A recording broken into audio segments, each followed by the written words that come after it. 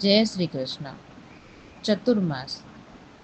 ચતુર્માસ એ સંસ્કૃત શબ્દ છે, જેમાં ચતુર એટલે 4 અને માસ એટલે મહિના. આ વ્રત વર્ષના 4 મહિના માટે ઉજવાય છે. અષાઢ સુદ 11થી, જેને આપણે દેવપોઢી એકાદશી, અને કારતક સુદ 11 સુધી, જેને આપણે દેવ ઉઠી એકાદશી તથા પ્રબુદ્ધની એકાદશી તરીકે પણ જાણીએ છીએ.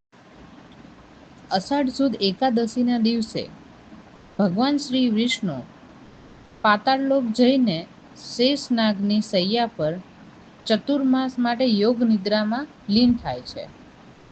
એટલા માટે આ એકાદશીને દેવશયની એકાદશી એટલે કે દેવપોઢી એકાદશી તરીકે પણ ઓળખાય છે. અને તેવી જ રીતે ભગવાન શ્રી વિષ્ણુ કારતક સુદ એકાદશીના દિવસે પુનઃ જાગૃત થાય છે.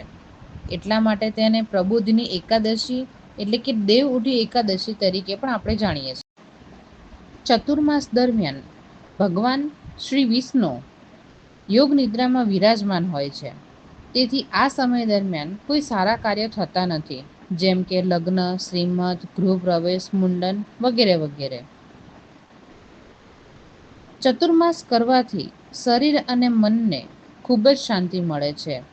આ ઉપરાંત પવિત્ર નદીમાં સ્નાન, વ્રત અને જપ, તપ, દાન, ધર્મ કરવાથી અપાર પુણ્યની પ્રાપ્તિ થાય છે. તેમજ ભૌતિક અને આધ્યાત્મિક લાભ પણ થાય છે. અને ભગવાન વિષ્ણુ તેમના ભક્તોને વૈકુંઠમાં સ્થાન આપે છે. ચતુર્માસ દરમિયાન ભાવિ ભક્તોએ શ્રી વિષ્ણુ સહસ્ત્ર નામનો પાઠ કરવો જોઈએ તથા ઓમ નમો નારાયણના મંત્રનો જાપ કરવો જોઈએ. રોજ તુલસી માતા આગળ દીવો કરવો જોઈએ, બ્રહ્મચર્યનું પાલન કરવું જોઈએ તથા ધાર્મિક પુસ્તકનું પઠન કરવું જોઈએ, દાન ધર્મ કરવું જોઈએ તેમજ ખોટું બોલવાનું ટાળવું જોઈએ. આવી જ રીતે સાત્વિક જીવનશૈલી અપનાવી જોઈએ અને એકટાણા ઉપવાસ પણ કરવા જોઈએ.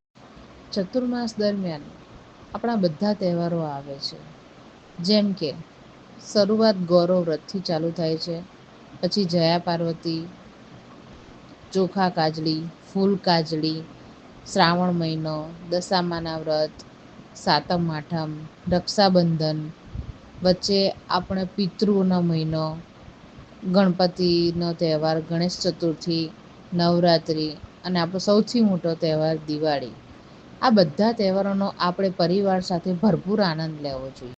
આ વર્ષે ચતુર્માસ 6 જુલાઈ 2025 ને રવિવારથી 2 નવેમ્બર 2025 ને શનિવાર તુલસી વિવાહના દિવસે પૂર્ણ થાય છે. બોલો જય શ્રી કૃષ્ણ.